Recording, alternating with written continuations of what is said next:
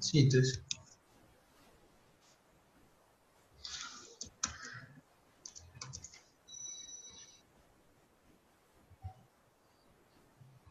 No han empezado a hablar.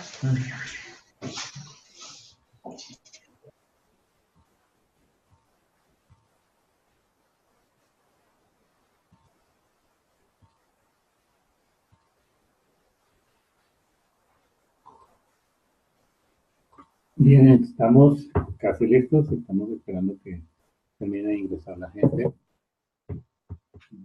Por el chat, por favor, me confirman si me están escuchando bien.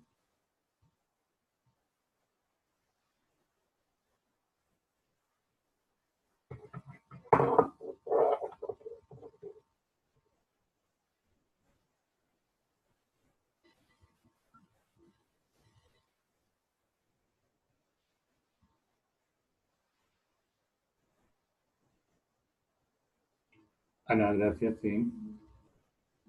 Lucía, Juan Carlos, Fernando, Osma, María. Ok, perfecto. Hay algunas personas que aún no me han contestado, que me ayudan por el chat, me cuentan si me están escuchando bien.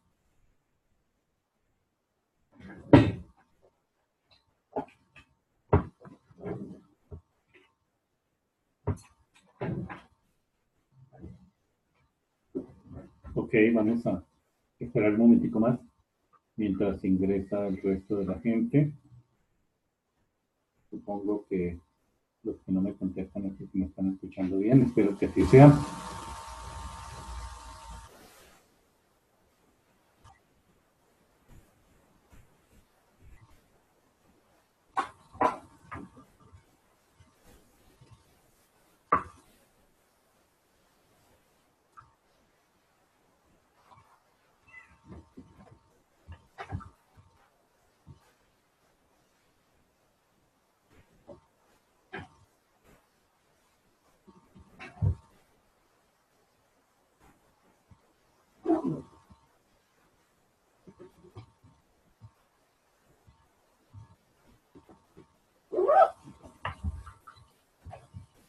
Bien, un minuto más y iniciamos.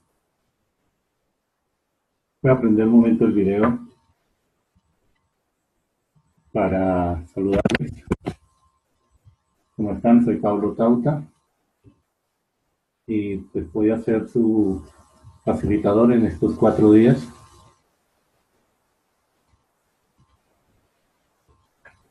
Así que les pido que si por favor me contestan por el chat, me dicen si me están oyendo bien. Por el mismo chat también me pueden escribir en cualquier momento que tengan una duda.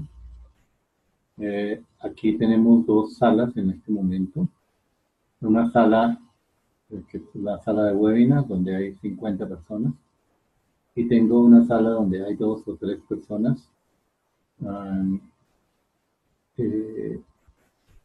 Básicamente porque nos excedimos un poquito en el grupo y tuvimos que incluirlos aquí. Están en la sala de moderadores, pero no pasa nada, escuchan perfectamente, van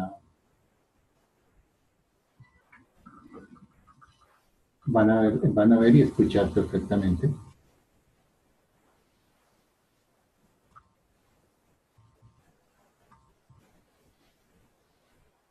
Bien, bueno, bienvenidos. Entonces vamos a iniciar con este seminario de actualización tributaria que tiene como objetivo ayudarles a ustedes a identificar, a recordar todos aquellos normas que están vigentes, lo que ha cambiado, algunos decretos reglamentarios que han sido expedidos a partir de la vigencia de la ley 18 y 19 y algunos conceptos especialmente emitidos por la DIAN que nos cuentan acerca de cómo se interpretan las normas, también los decretos reglamentarios correspondientes. En fin, pues vamos a tratar de hacerlo dinámico para que no se duerman. Quisiera que me verifiquen si están viendo la presentación. También por el chat, por favor, me ayudan.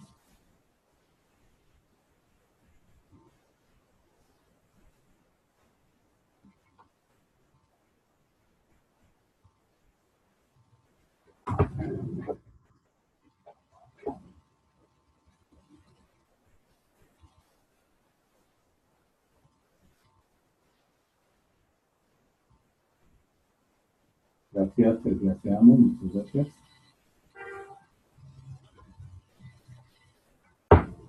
Bueno, aquí también. Nuestro sistema de control también está mostrando que sí.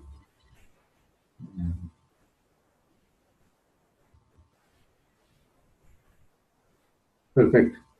Bueno, vamos a empezar entonces. Y vamos a empezar, hoy vamos a hablar de retención en la fuente. Algo que tiene pues, muchas cosas.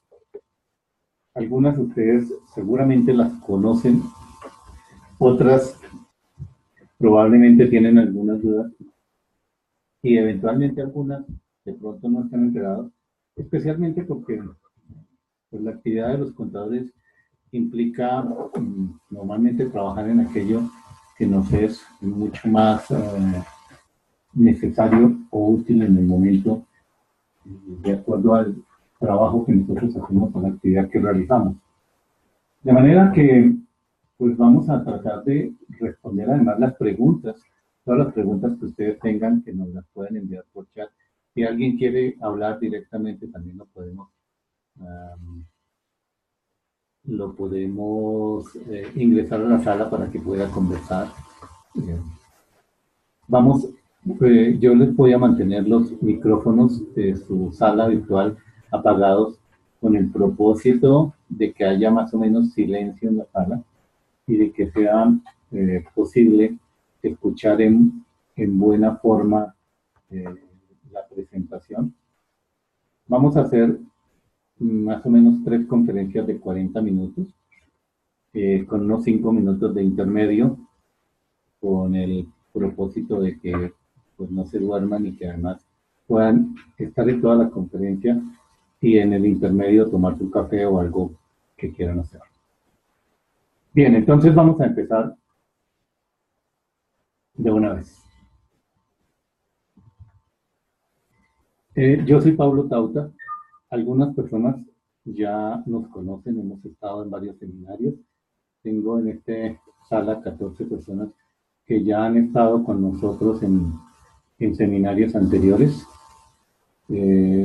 Les agradezco por confiar en nosotros y además por acompañarnos una vez más. Yo soy contador público de la Universidad Central. Soy además especialista en administración financiera. Cursé una maestría en ciencias tributarias en la Universidad Central.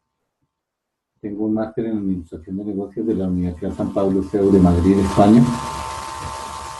Y un máster en emprendimiento empresarial e innovación de la Universidad de Salamanca.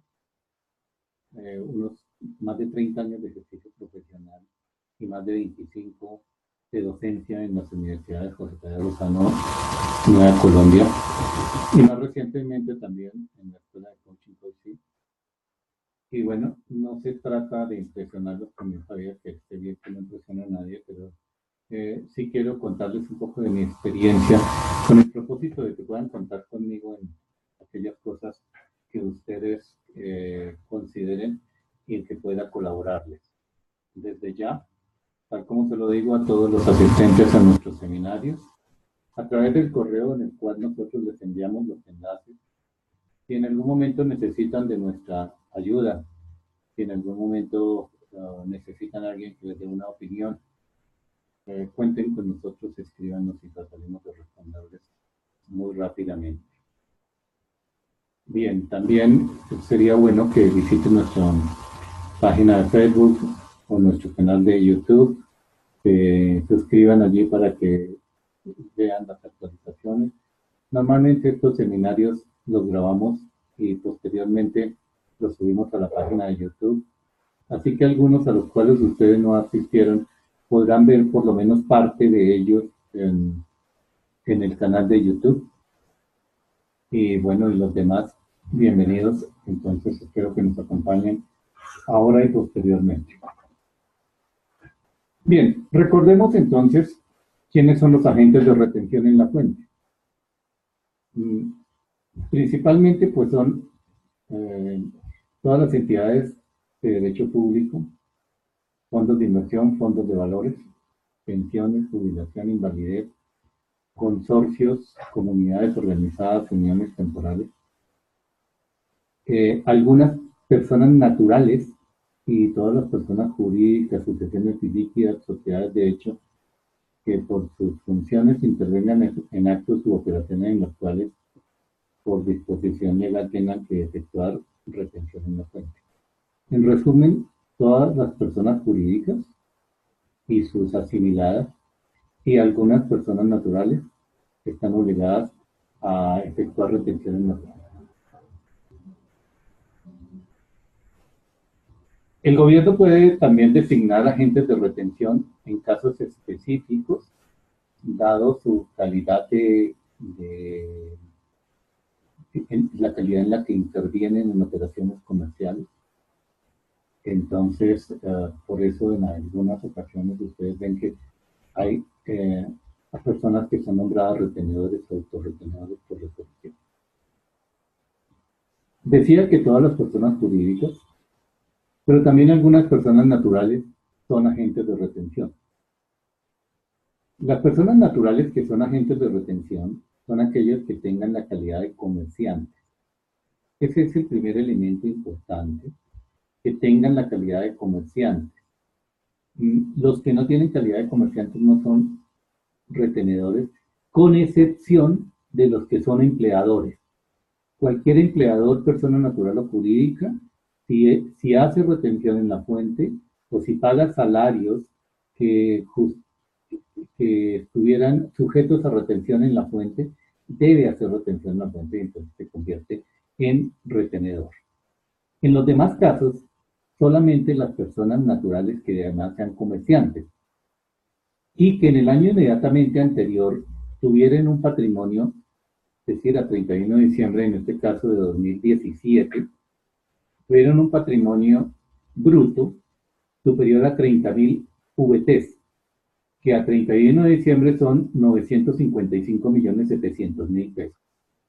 O también las personas naturales que durante el año de 2017 hubieran obtenido ingresos brutos por valor igual o superior a 30.000 VTs. Como probablemente la mayoría de las personas son contadores, pero sé también que hay algunos que son directivos empresariales de las personas que hoy nos acompañan. Entonces, recordarles que los ingresos brutos son los ingresos generados antes de restar las devoluciones, los descuentos y las anulaciones. De tal manera que no se trata del ingreso neto, sino del valor bruto de la facturación que se haya producido en el año inmediatamente anterior. Si la persona suma más de 30.000 VT para el año 2017, entonces durante el año 2018 sería retenedor. Para el año 2019 debería haber sumar en el año 2018 994.680.000 pesos de ingresos o patrimonio. Cuando hablamos de patrimonio también estamos hablando del patrimonio fiscal, ¿cierto? Ahora, dentro de los ingresos brutos no se incluyen los percibidos por ganancias ocasionales. Esto lo dice el Decreto Único Reglamentario 1650 con sus modificaciones, entre ellas el 2250 del año 2017, en el artículo 1.2.4.9. Ahora, todo comerciante, todo empleador, sea o no comerciante, debe efectuar la retención en la fuente sobre ingresos laborales siempre que esté obligado a ello.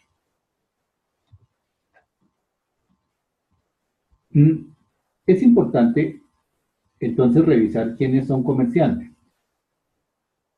Los comerciantes son, según el artículo 10 del Código del Comercio, son las personas que profesionalmente se ocupan de alguna de las actividades que la ley considera como mercantiles, que están enumeradas en el artículo 20 del Código del Comercio. Esos en principio son los comerciantes. Los que no ejercen una de esas 20 actividades, son como 19 o 20 actividades, pues no son comerciantes. Y por lo tanto, pues si son personas naturales, no se considerarían comerciantes y no estarían obligados a hacer retención en la fuente. Ahora, el artículo 13 también del Código del Comercio establece una presunción de estar ejerciendo el comercio. Es una presunción que se puede desvirtuar, porque es una presunción de hecho, no de derecho. Entonces, dice que todas las personas que hagan una de estas, o estén en una de estas tres situaciones, se presumen que están ejerciendo el comercio. Uno, cuando se hallen inscritas en el registro mercantil. Entonces, si usted como persona jurídica o incluso como persona natural está inscrita en el registro mercantil, se presume que es comerciante. Como le digo, es una presunción de hecho, no de derecho. Las presunciones de derecho no se pueden desvirtuar, las presunciones de hecho se pueden desvirtuar. Pero en tanto no se desvirtúen, se presumen ciertas. Entonces, si la persona está inscrita en el registro mercantil, mientras no desvirtúe que es comerciante, pues se presume que es comerciante y entonces le competiría cumplir todas las obligaciones de los comerciantes, entre ellas, con respecto a la retención en la fuente, la obligación de retener. 2. Cuando tenga un establecimiento de comercio abierto. O 3. Cuando se anuncia al público como comerciante por cualquier medio. En uno de esos 3 casos, se presume que está ejerciendo el comercio. Y si es una persona natural, que además cumple con el requisito de los 30.000 UETs de ingresos o patrimonio, pues estaría obligado a efectuar retenciones en la fuente. Dentro de las obligaciones de los comerciantes, además, está la de llevar contabilidad de sus negocios conforme a las normas legales, en este caso conforme a las normas de información financiera. Dependiendo del grupo en que le corresponda, podría llevar una contabilidad simplificada o pertenecer al grupo 1 o 2 de las NIF, y de todas maneras, solo si su contabilidad es llevada conforme a las NIF, se considera que está adecuadamente llevada. Ahora, el Consejo Técnico de la Contaduría, en el concepto 27 de 2008, estableció que algunas personas se presume que son comerciantes y que ejercen profesiones, a pesar de que ejercen profesiones liberales, pueden estar obligadas a llevar contabilidad.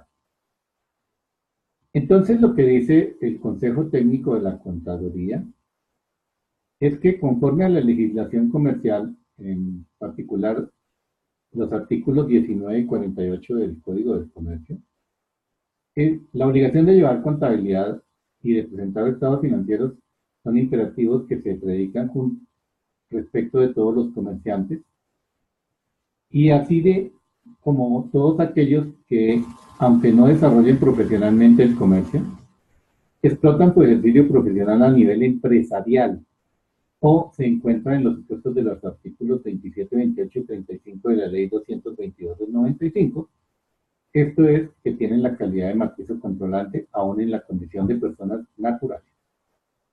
Y según el Consejo Técnico de la Contaduría, las personas naturales no comerciantes, entre las que se incluyen personas que ejercen profesiones liberales, no tienen el deber de llevar contabilidad y tampoco el de preparar y presentar estados financieros.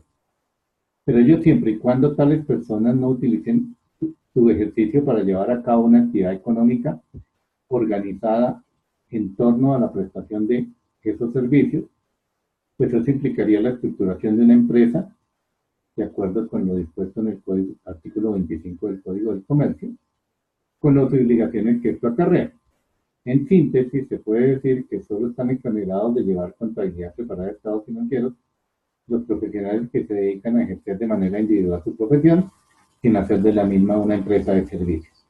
Este mismo concepto más o menos es el que recogió la Ley 1819, cuando estableció que las personas que prestan servicios de manera independiente y que tienen un solo empleado o un contratista independiente por un periodo que no supere los 90 días dentro del año gravable, se pueden considerar como salarios o pueden usar la tabla de salario para efectos de calcular la retención en la fuente.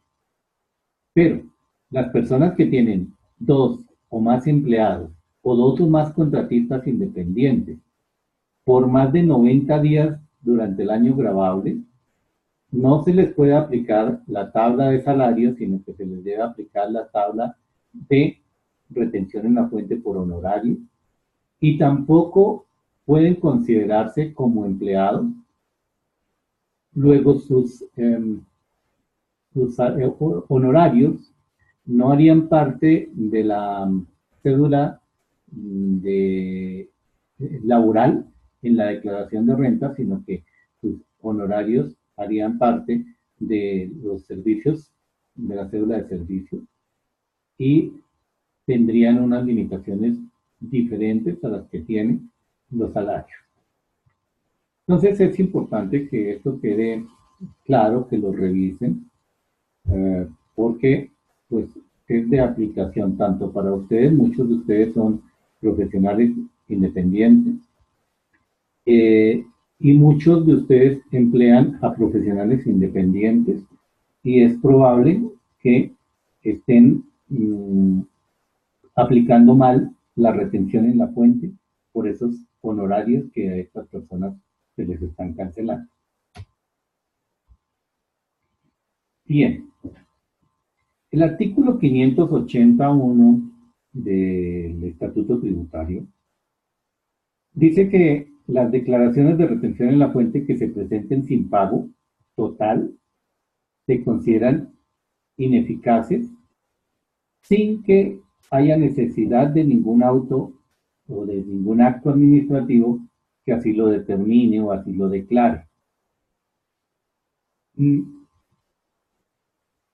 Ahora, en el caso de que la persona que está presentando la retención en la fuente la presente sin pago, pero tiene un saldo a favor igual o superior al doble del valor de la retención a cargo que se pueda compensar con el saldo a pagar de la respectiva declaración de retención, pues entonces en ese caso no aplica la ineficacia de la declaración, sino que la declaración sería válida a pesar de no haberse realizado el pago. Ahora, para que eso sea válido, el saldo a favor tuvo que haberse generado antes de la presentación de la retención en la fuente, por un valor igual o superior al doble realmente del saldo a pagar determinado en dicha declaración. Ojo, esto es importante, porque si, por ejemplo, ese saldo se genera una declaración que no ha presentado, realmente la va a presentar con posterioridad y entonces el saldo a favor se generaría posteriormente, por lo tanto la declaración que presenta sería ineficaz. Ahora, en todo caso el agente retenedor tiene que solicitar a la DIAN la compensación de ese saldo a favor con el saldo a pagar de la declaración dentro de los 6 meses siguientes a la presentación de la respectiva declaración de retención en la fuente. Si no lo hace dentro de los 6 meses siguientes, esa declaración de todas maneras se vuelve ineficaz.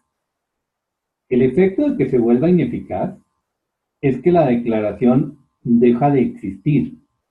Y si deja de existir, usted debe presentar una nueva declaración pagando las sanciones por extemporaneidad correspondiente y haciendo el pago del valor que resulte a su cargo con los intereses que le correspondan. Ahora, cuando el agente retenedor no solicite la compensación oportunamente o si la solicitud es rechazada, la declaración que se presentó sin pago no produce ningún efecto, lo cual implica que tiene que volverla a presentar, es decir, que sería extemporánea y que tiene que pagar la sanción de extemporaneidad y tendría que pagar también los intereses de mora. Si la declaración de retención en la fuente que se presentó sin pago se presentó antes del vencimiento del plazo para declarar o se presentó oportunamente, produce efectos legales siempre y cuando el pago total de la retención se efectúa más tarde dentro de los 2 meses siguientes, contados a partir de la fecha del vencimiento del plazo para declarar. Eso sí, tendrá que pagar intereses de mora. Pero entonces lo que esto nos indica es que vamos a tener 2 posibilidades de presentarla válidamente. 1, si la presentamos con pago. O 2, si pagamos oportunamente, bien sea dentro de los 2 meses siguientes, si el pago se hace en efectivo, o dentro de los 6 meses siguientes, si cumplimos la condición de tener un saldo a favor hasta mínimo por el doble del valor de la retención que deberíamos de pagar. En caso de que no se haga, a partir de los 2 meses pierde la eficacia de esa declaración y entonces tendríamos que entrar a corregir, presentarla con las sanciones correspondientes. Bien, vamos a revisar algunas normas, digamos, de tipo general, que tienen que ver con retenciones en la fuente, especialmente de empleados, para que más adelante miremos cómo se aplicaría la retención en la fuente. Y como estamos hablando de un seminario de actualización tributaria, pues lo que vamos a hacer puede que aquí tratemos algunos temas que no son exactamente de retención en la fuente, pero que nos van a ayudar a entender cómo aplicar la retención en la fuente. Para los empleados o para quienes reciben ingresos salariales, ingresos de trabajo, los aportes al Sistema General de Pensiones tienen un tratamiento especial de acuerdo con el artículo 55 del Estatuto Tributario.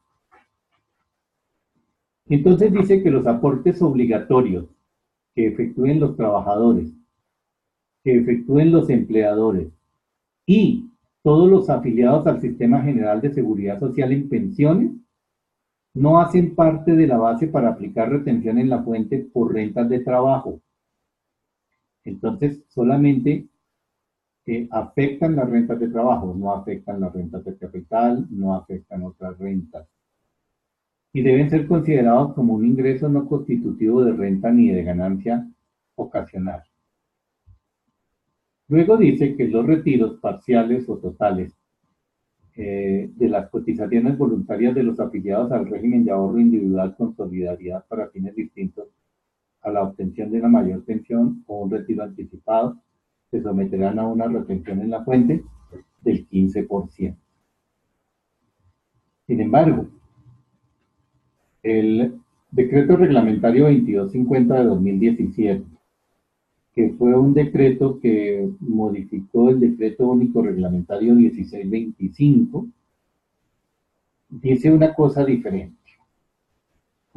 Dice que un trabajador dependiente o independiente, un trabajador dependiente o independiente puede hacer aportes obligatorios a pensión y también puede, si lo quiere, realizar aportes voluntarios al sistema obligatorio de pensiones o a los fondos de pensiones voluntarios.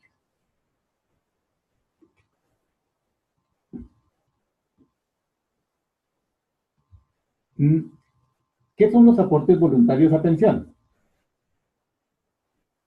Pues son aquellos que están aquí en el artículo 55 del Estatuto Tributario, que fue un artículo que se adicionó, se modificó por la Ley 1819 y también aquí en el Decreto 2250. Los aportes voluntarios a pensión en el Decreto 2250 dice que son ingresos no constitutivos de renta ni ganancia ocasional.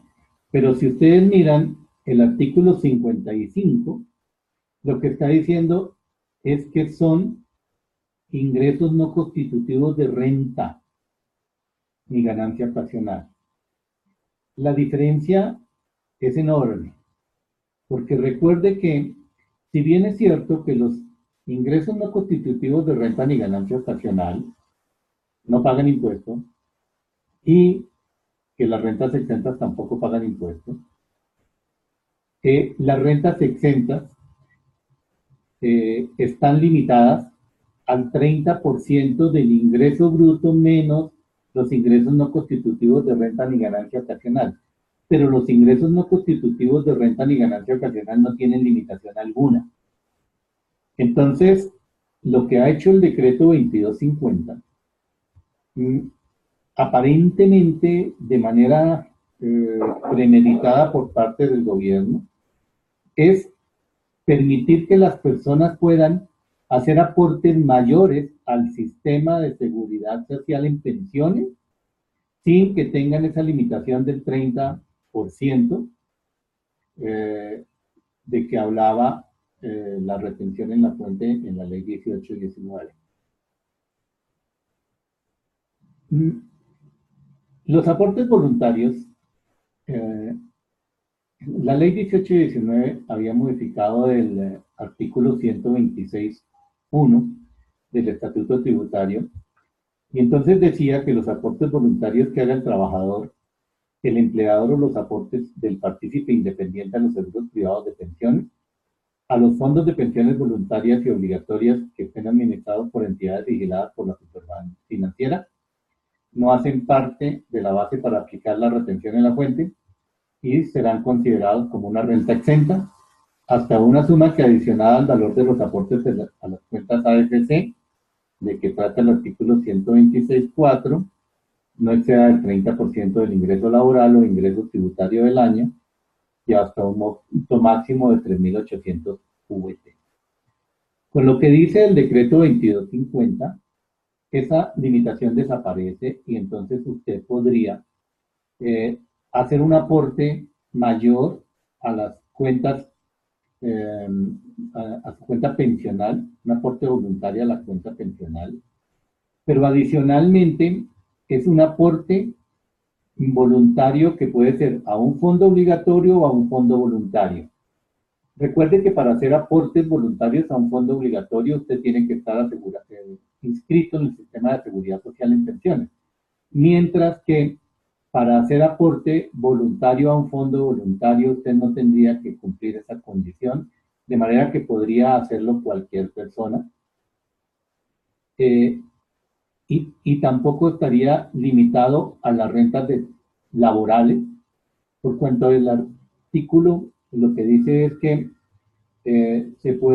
lo puede hacer cualquier persona y no tendría entonces esa limitación. De tal manera que es muy importante revisar, en el caso de las personas que tienen ingresos altos, cómo les puede beneficiar el hacer aportes a el sistema de seguridad social en pensiones, aportes voluntarios, ¿cierto?, que no estarían limitados.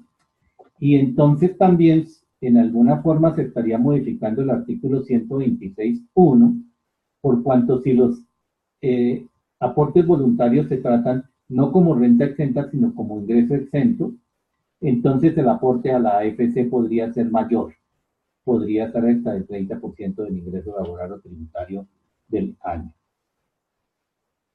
Bien, vamos a hacer aquí un primer corte de 5 minutos y regresamos para continuar hablando de las retenciones en la fuente y de qué se ha modificado.